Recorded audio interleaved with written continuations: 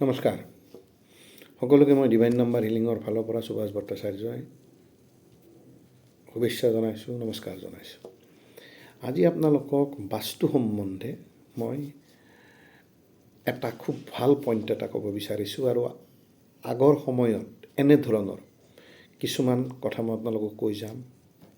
এই ধৰণে বহুতখিনি কাম কৰিলে আপোনালোকে ভাল সুফল পাব। যিবিলাক আজিকালি বহুত বাস্তু কনচালটেণ্টে হয়তো নকৰে বা কৰা দেখা নাযায়, তেওঁলোকে টয়লেট বা কিবা কিবি লৈ ব্যস্ত থাকে ঘৰটো বনোৱাৰ পিছত, কিন্তু ঘৰটো বনোৱাৰ আগত সেই মাটিখিনিলৈ আমি কিমান কনচাৰ্ণ হোৱা উচিত। আজিকালি ধৰক বহুত ইঞ্জিনিয়াৰিং ইকুইপমেণ্ট ওলাইছে, সেইবিলাকেৰে টেষ্ট কৰা যায়, কিন্তু তথাপিও আমাৰ ৰেচিডেঞ্চিয়েল ঘৰ যেতিয়া বনাওঁ আমি সিমান ইঞ্জিনিয়াৰিং ইকুইপমেণ্ট আনি জেনেৰেলি আমাৰ টেষ্ট কৰা নহয়। সেই ক্ষেত্ৰত এইবিলাক উপায়েৰে আপুনি আপোনাৰ মাটিখিনি সুন্দৰকৈ টেষ্ট কৰি ল'ব পাৰে বা আপুনি সেই মাটিৰ বিষয়ে জানি ল'ব পাৰে, বা সেই প্লটটো কিনাৰ আগতো আপুনি এই ধৰণৰ টেষ্ট কৰি জানি ল'ব পাৰে।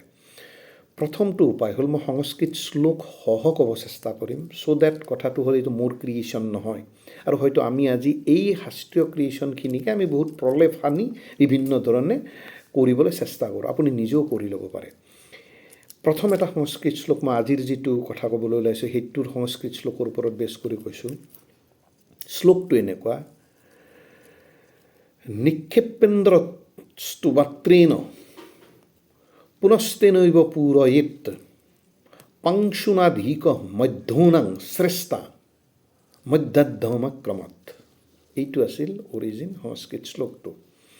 এইটোৰ অসমীয়া মিনিংটো এতিয়া এনেকুৱা ধৰণৰ: আপুনি মাটি এটুকুৰাৰ কেইটামান বস্তু, যেনে ধৰক ঘনত্ব বা মাটিখিনিৰ উৰ্বৰতা বা মাটিখিনি বাসৰ কাৰণে কিমান উপযোগ, অৰ্থাৎ suitability for construction of the building, বা কিমান মানে ফ্ল'ৰলৈকে আপুনি যাব পাৰে, এই ধৰণৰ বস্তুখিনিৰ কথাই এই শ্লোকটোৰ ওপৰত লিখা আছে।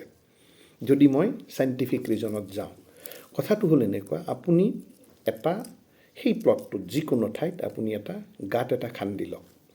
গাঁতটোৰ length 1 foot, breadth 1 foot, height 1 foot, বা 1 হাত, ইয়াত একচুৱেলি শ্লোকটোত 1 হাত বুলি কৈছে, মই তাক 1 ফুট বুলি কৈছোঁ। আপুনি খান্দি লওক, লৈ সেই গাঁতৰ পৰা মাটিখিনি আপুনি উলিয়াই লওক ধুনীয়াকৈ, লৈ আকৌ সেই মাটিখিনিৰে সেই গাঁতটো নৰ্মেলি পূৰণ কৰক। তাত ধুমিব নাযাব, মানে জোৰকৈ খুটি খুটি পুতিব নাযাব। নৰ্মেল প্ৰেছাৰত মাটিখিনি পেলাই দি সেই গাঁতটো আপুনি আকৌ ফিল আপ কৰক। এতিয়া যদি গাঁতটো ভৰোৱাৰ পিছত আপোনাৰ ওচৰত মাটি বাকী থাকে, তেতিয়াহ'লে ধৰা যায় সেই ভূমিখিনি উত্তম।